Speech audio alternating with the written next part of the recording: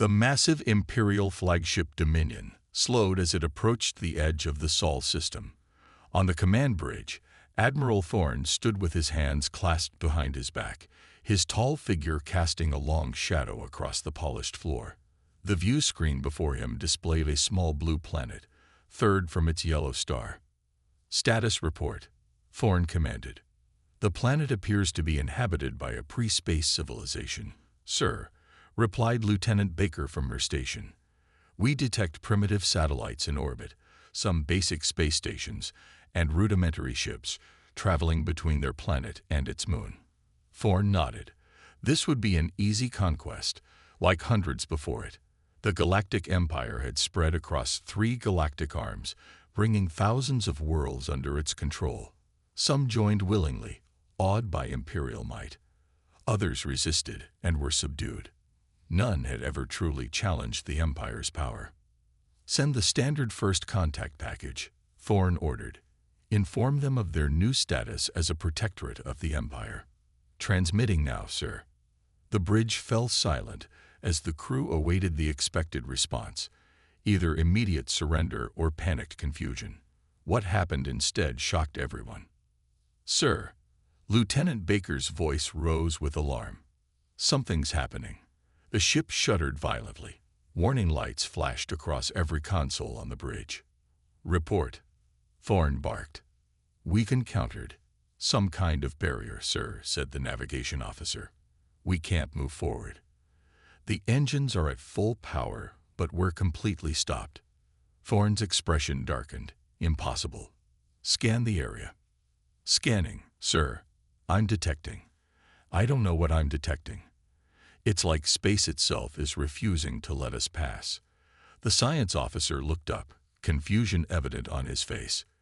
"This isn't any technology we've ever encountered. Launch probe fighters. Find a way through," ordered Thorne.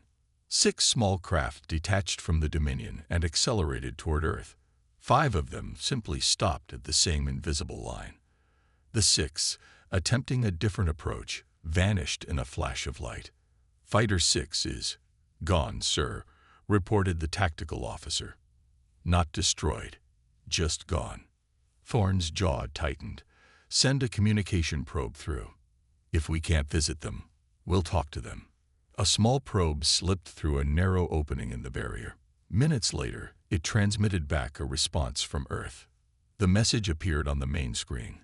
"To the approaching vessels. This system is under interdiction. Earth bans the Galactic Empire.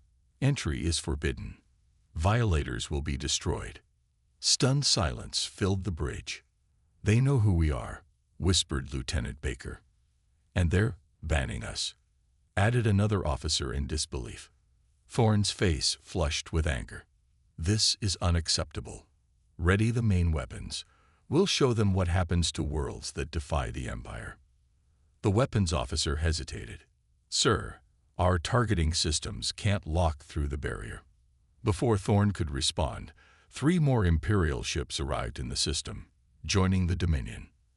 "Admiral," called Captain West from the newly arrived battleship Thunder, "we received your distress signal. What's the situation?" "We didn't send a distress signal," Thorne replied, his brow furrowing. A new message appeared on all Imperial screens across the fleet. "The signal was sent by us. Consider this a demonstration. Your ships will now power down for 5 minutes." Immediately, every system on all 4 Imperial vessels shut down simultaneously. Emergency lights flickered on as the main power failed. Floating helplessly in space, Admiral Thorne stared at the distant blue planet. For the first time in his long career, he felt something he had never experienced before: fear. 5 minutes later, power returned to the ships. A final message came through. "This concludes today's demonstration. The Sol system is closed to Imperial traffic. Any further attempts to enter will result in more serious consequences. We suggest you leave now." Admiral Thorne, his face pale, gave the order to withdraw. As the Imperial ships turned away, he knew this was only the beginning of something unprecedented in Imperial history. The Empire had been banned. Absolutely unacceptable. The Emperor's hologram towered over the command center, his voice echoing through the room. Admiral Thorne stood at attention, trying not to show his unease. "Your Majesty, I assure you we're doing everything possible to understand this barrier," Thorne said. 4 of our most advanced warships were disabled by a primitive planet. The Emperor's eyes narrowed. "I want answers, Admiral, and I want them now." The hologram vanished, leaving Thorne alone with his thoughts. He turned to the viewport where the science vessel Questor had just arrived. It was the Empire's foremost research ship, carrying the brightest minds in imperial space. Aboard the Questor, Captain Reed and Science Officer Vex prepared their instruments. Vex, a thin man with quick eyes, calibrated the sensors while Reed reviewed the reports from Admiral Thorne's encounter. "This can't be right," Vex muttered, checking his readings again.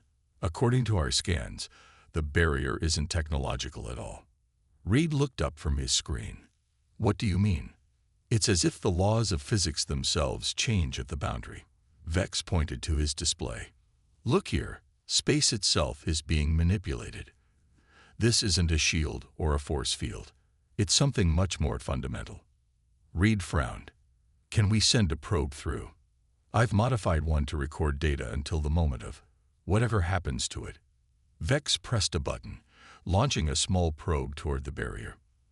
The probe approached the boundary, transmitting data continuously. As it touched the barrier, it seemed to stretch and then vanish. "Did you get anything?" Reed asked. Vex's face lit up with excitement. "Yes. Just before it disappeared, the probe recorded energy patterns unlike anything in our databases. This isn't just advanced technology. This is something completely new." Meanwhile on Earth, the Defense Council sat around a large table in an underground facility. General Marcus stood at the head, his weathered face serious as he addressed the others. "The Empire has brought in their science vessel," he said. "They're studying the barrier." Director Allen, a woman with short gray hair, leaned forward. "Perhaps it's time we reveal ourselves. This hiding serves no purpose." "Our secrecy is our best protection," Marcus countered. "If they knew what we're truly capable of, they might bring their entire fleet." "They already think we're a threat," Allen argued. "Maybe understanding us would reduce tension rather than increase it." The council members turned to the oldest person in the room, Professor Bell, whose discovery 50 years ago had changed everything for humanity. "The Empire conquers through force because they don't know any better," Bell said quietly. "They're where we were a century ago, technologically advanced but philosophically immature." The room fell silent as everyone remembered how close humanity had come to destroying itself before the awakening. "We should show them a glimpse," suggested Commander Jones, the youngest member. "Enough to make them cautious, but not enough to reveal our full capabilities." Marcus nodded slowly. "A controlled demonstration, then, but we maintain the barrier." Back on the Questor, Vex rushed into Reed's quarters. "Captain, we've detected a small opening in the barrier." Reed hurried to the bridge just as a small Earth vessel emerged through the barrier. It was sleek and simple in design, seemingly built with technology, only slightly more advanced than what Imperial scouts had observed on Earth. "They're hailing us," the communications officer reported. On screen appeared a man in a plain blue uniform. "Greetings from Earth. I am Ambassador Wilson. We understand you have questions about our barrier." Reed exchanged glances with Vex before responding. "Yes, we do. Your technology seems beyond what we expected." Wilson smiled. "Captain Reed, what you've encountered isn't just technology. After our awakening, we learned that the universe is far more complex than we imagined. We'd be happy to explain some of it." The emphasis on some wasn't lost on Reed. These humans knew exactly what they were doing, and for the first time in Imperial history, they were setting the terms of engagement. "Very well," Reed said. "We accept your invitation to talk." Behind Wilson, Earth hung in the darkness of space, no longer looking like an easy conquest. Ambassador Wilson sat calmly in the meeting chamber aboard the Imperial vessel Questor. Across from him, Captain Reed and Science Officer Vext studied the human with barely concealed curiosity. Admiral Thorne had also joined them, his posture rigid with barely contained frustration. "Let me be clear," Thorne said, leaning forward. "The Galactic Empire spans 3 arms of the galaxy. We have brought order and progress to thousands of worlds. No civilization has ever successfully resisted imperial integration." Wilson smiled politely. "And yet here we are." Thorne's jaw tightened. "Your barrier technology is impressive. But surely you understand that peaceful cooperation with the Empire would benefit Earth more than isolation." "We appreciate your concern for our welfare," Wilson replied. "However, Earth has chosen its own path. We've observed how the Empire operates. Conquest disguised as protection doesn't interest us." Vex couldn't contain himself any longer. "But how did you create the barrier? It defies everything we know about physics." Wilson turned to the science officer. "After our awakening, we discovered that reality is more malleable than we once believed. The barrier isn't technology as you understand it. It's more like a gentle suggestion to the fabric of space-time." "A suggestion," Vex repeated, bewildered. "Yes, we ask space to behave differently at the boundary of our system, and it complies." The room fell silent as the Imperial officers processed this statement. It sounded impossible, yet the evidence of the barrier's existence was undeniable. Reed broke the silence. "Ambassador, would Earth consider sharing some of this knowledge with the Empire? A scientific exchange could benefit both our civilizations." Wilson's expression remained friendly but became more guarded. "Perhaps someday, but your society isn't ready for such knowledge." Thorne slammed his fist on the table. "Not ready. We are the most advanced civilization in known space." "Technologically advanced, yes," Wilson agreed. "But technology without wisdom is dangerous. Humanity nearly destroyed itself before we learned this lesson." As if on cue, alarms blared throughout the ship. A junior officer burst into the room. "Admiral, 3 Imperial destroyers have arrived and are preparing to attack the Earth vessel." Thorne's eyes widened. "I gave no such order." Wilson stood calmly. "It seems someone in your empire is impatient. If you'll excuse me, I should return to my ship." "You'll never make it," Thorne said. "Those destroyers will cut your vessel to pieces before you reach the barrier." "We'll see," Wilson replied, walking toward the exit. "Thank you for the conversation." It was illuminating. From the bridge of the Questor, Reed watched as Wilson's small ship departed. The 3 Imperial destroyers moved to intercept, weapons charging. "They're going to destroy him," Reed muttered. Vex shook his head. "I'm not so sure." On the view screen, the Earth vessel suddenly accelerated to impossible speed, leaving a brief trail of blue light. The destroyers fired, but their weapons struck empty space. The Earth ship darted between them, moving with such agility that it seemed to defy inertia itself. "That's impossible," breathed Thorne.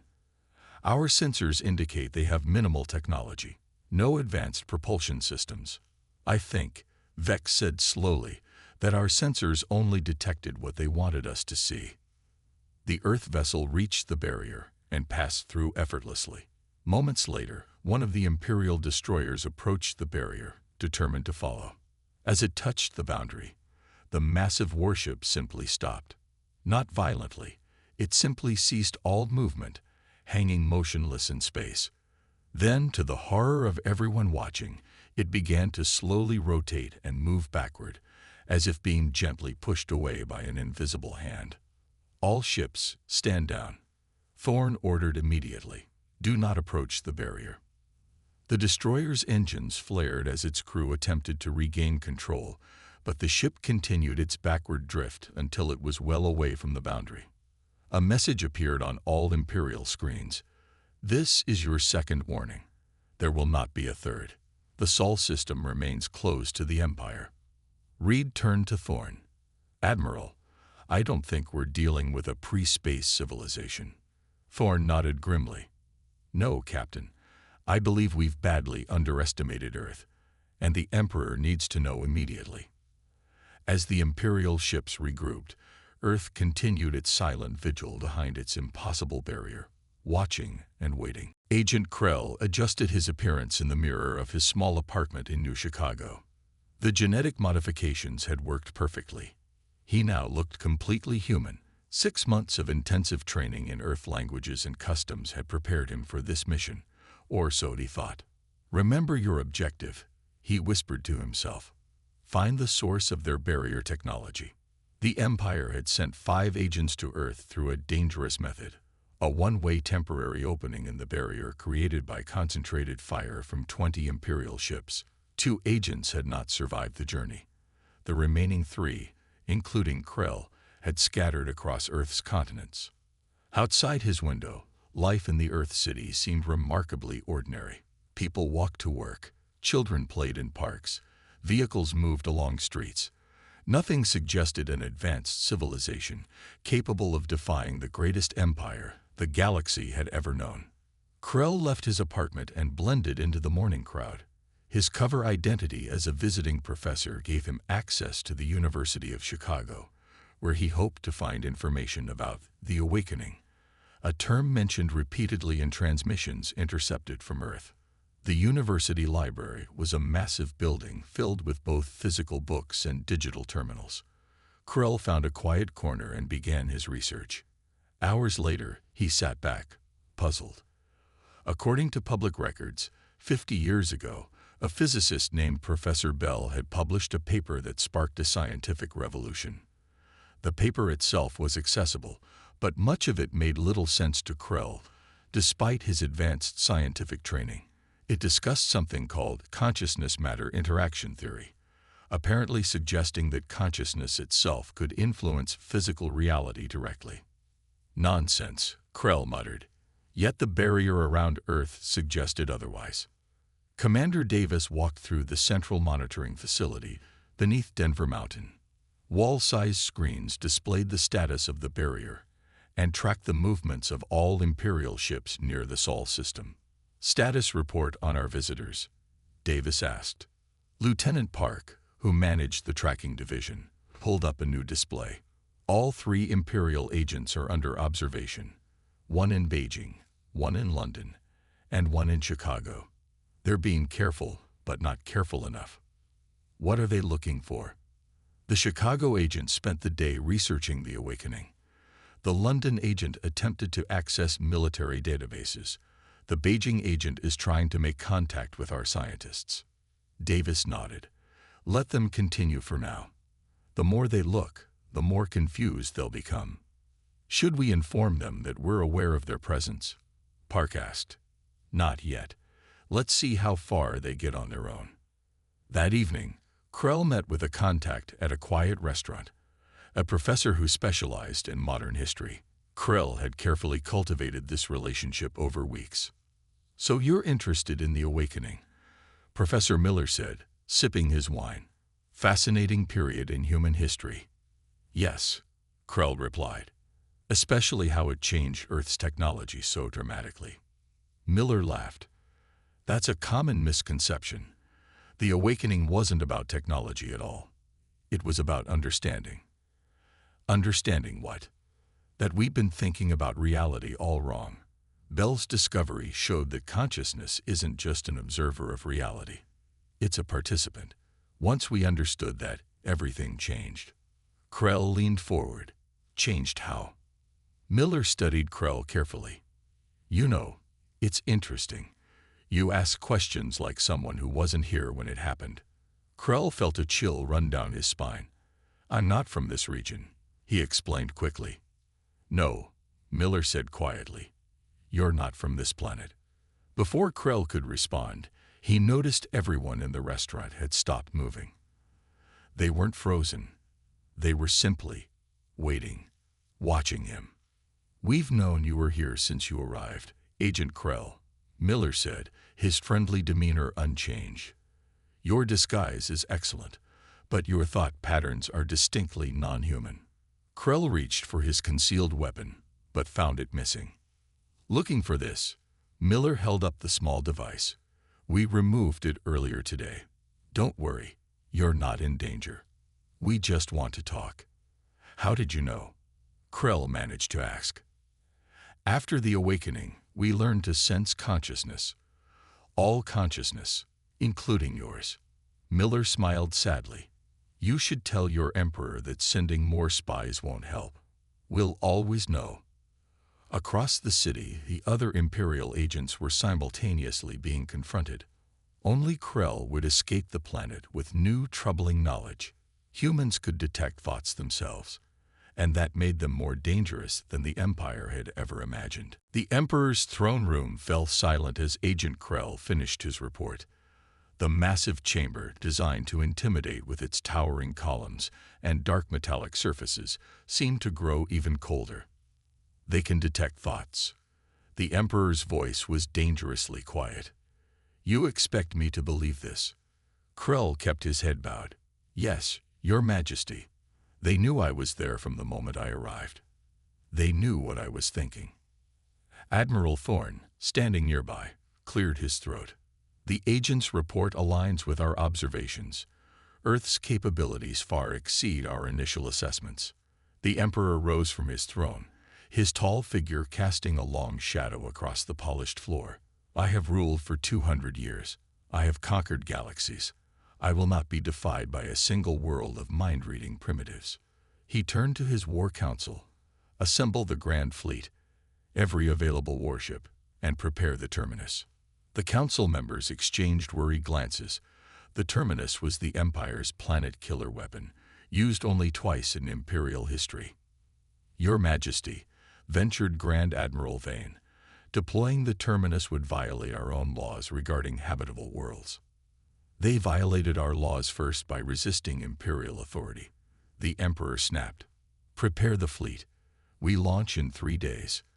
On Earth, Commander Davis rushed into the Defense Council chamber. They're mobilizing their entire fleet. Over 2,000 ships. General Marcus nodded grimly. As expected, they've never encountered a world they couldn't conquer. Their pride demands action. They're also preparing something called the Terminus, Davis added. Our intelligence suggests it's a planet-destroying weapon. Director Allen stood up. We should activate Protocol Omega immediately. Not yet, Marcus cautioned. Let's see what diplomatic options remain. Professor Bell, now in his 90s but still sharp-minded, spoke softly. The Empire needs to understand that we're not their enemies. We simply wish to be left alone until they're ready. Ready for what? Asked a younger council member. For the truth, Bell replied. The same truth that nearly broke our own civilization 50 years ago. 3 days later, the largest fleet ever assembled in Imperial history emerged from hyperspace at the edge of the Sol system. At its center was the Emperor's personal flagship, the Sovereign, a vessel 3 times larger than any other ship in the fleet. Transmit our message to Earth, the Emperor commanded. On all communication channels across Earth, the Emperor's face appeared. People of Earth, your defiance ends today. Surrender and accept Imperial rule, or face obliteration. You have 1 hour to lower your barrier. The message ended, leaving screens blank across the planet. In the Defense Council chamber, the members looked to General Marcus. It's time, he said quietly. Activate Protocol Omega. Director Allen pressed her palm against a sensor. Protocol Omega activated. May wisdom prevail. Aboard the Sovereign, the Emperor watched as the deadline passed. They ignore us still, he said. Begin the attack. All ships, full power to weapons. Target their barrier. 2,000 Imperial warships fired simultaneously, their combined energy enough to shatter small moons. The barrier around Earth absorbed the assault without any visible strain. Continue firing, the Emperor commanded. Then something unexpected happened. The barrier began to expand. What's happening? Demanded the Emperor. The barrier is growing, Your Majesty, reported the sensor officer. It's moving toward us at increasing speed. The Emperor watched in disbelief as the edge of the barrier approached his fleet. Evasive maneuvers. All ships, retreat. But it was too late. The barrier engulfed the front line of Imperial ships. They didn't explode or show any damage. They simply powered down, floating lifeless in space. Deploy the terminus. The Emperor shouted. Target Earth's core. The massive terminus weapon detached from its carrier ship and moved forward, its planet-killing energy building. Before it could fire, it too was touched by the barrier. The weapon's glow faded as its systems shut down completely. Wave after wave of Imperial ships fell silent as the barrier continued expanding. The Emperor watched helplessly as the edge of the barrier approached the Sovereign. This is impossible, he whispered as darkness claimed his flagship. When the lights returned a moment later, a simple message appeared on every screen. The Sol system is now expanded to include your current position. You are in our house now. We invite your representatives to Earth for peaceful discussion. The alternative is unthinkable. For the first time in his long reign, the Emperor knew true fear. The Emperor sat rigid in his command chair aboard the Sovereign. Around him, the bridge crew worked frantically to restore the ship's systems. Some functions had returned after the initial shutdown, but weapons, shields, and engines remained offline. Status report, he demanded. Communications are partially restored, Your Majesty, replied the systems officer. Life support is stable, but propulsion and defensive systems remain unresponsive. And the rest of the fleet? The same, Your Majesty. 2,000 ships, all disabled but habitable. Admiral Thorne approached the throne. Your Majesty, we're receiving a transmission from Earth. They're requesting to speak with you directly.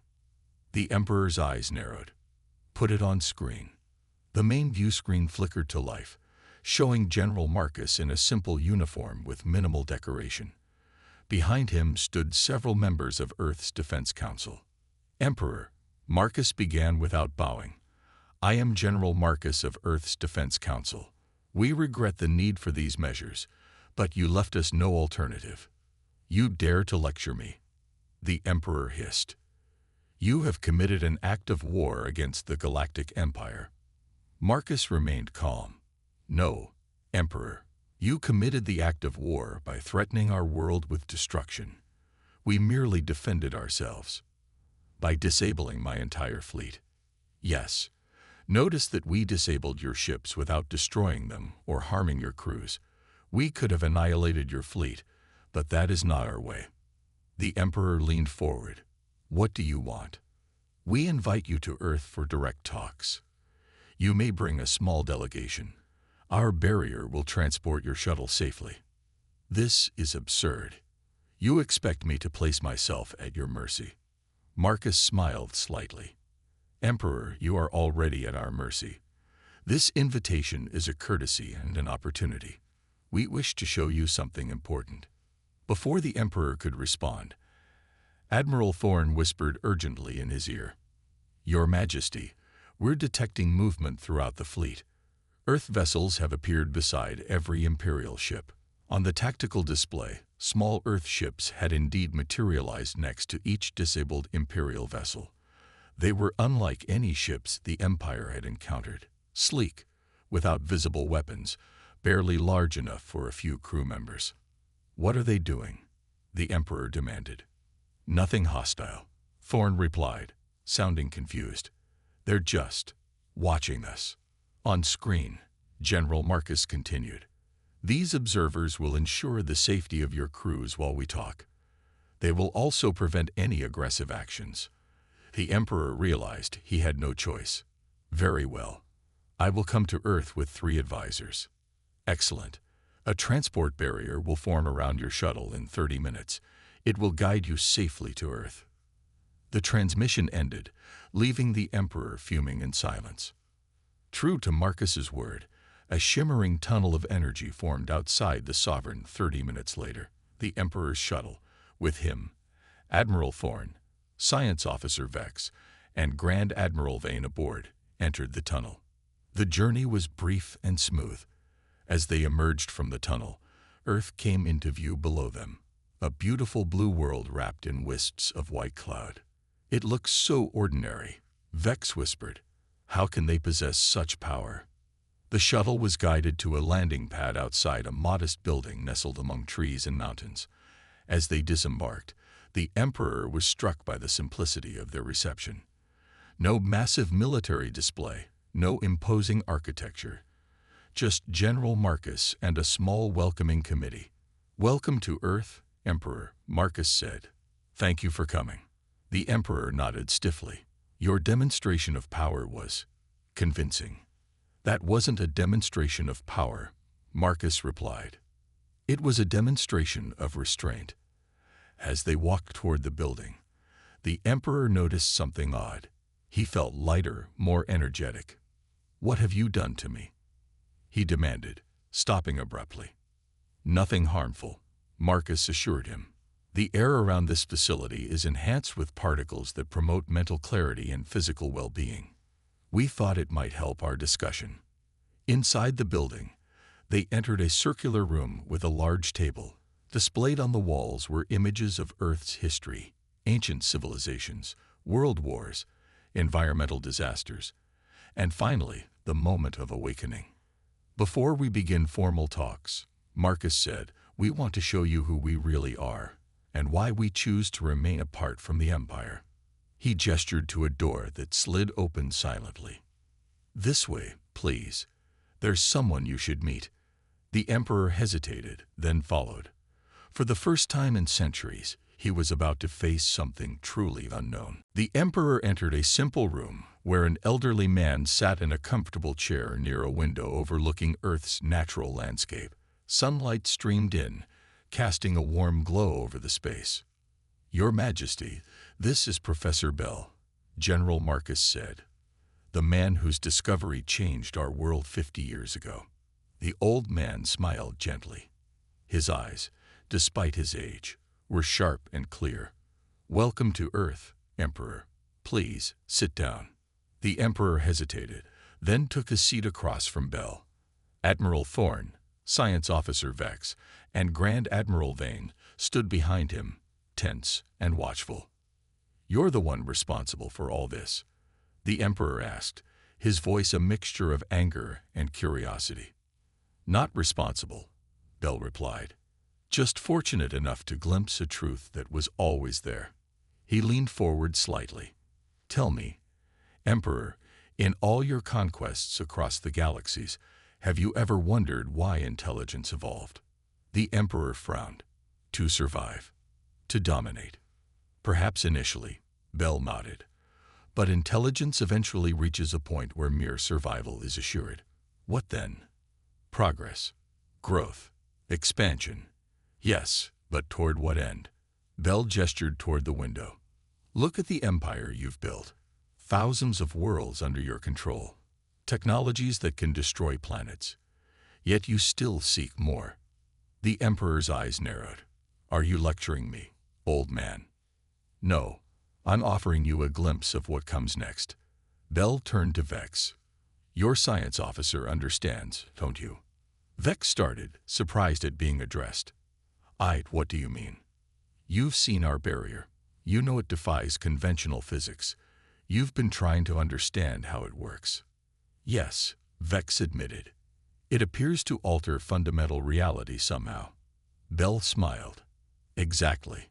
Not through technology, but through consciousness itself." He looked back at the Emperor. 50 years ago, I discovered that consciousness is not just an emergent property of matter. It's the other way around. Matter is an expression of consciousness." The Emperor scoffed. "Philosophical nonsense." "Is it?" Bell pressed a small button on his chair arm. Suddenly, the room around them transformed. The walls seemed to dissolve, showing them the vastness of space. Stars surrounded them on all sides, so real that the Emperor instinctively reached out to touch them. "This isn't a projection or simulation," Bell explained.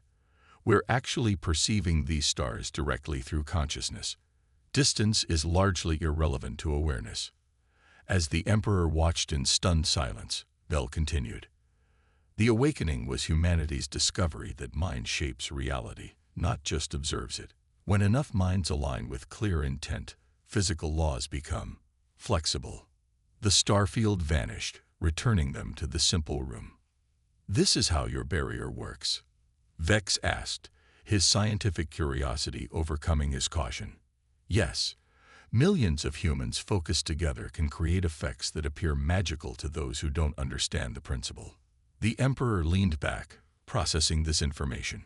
"If what you say is true, why haven't you expanded? Conquered, with such power?" "Because power isn't the point," Marcus interrupted. "That's what we've been trying to tell you. Evolution doesn't end with technological domination. It continues toward wisdom." Bell nodded.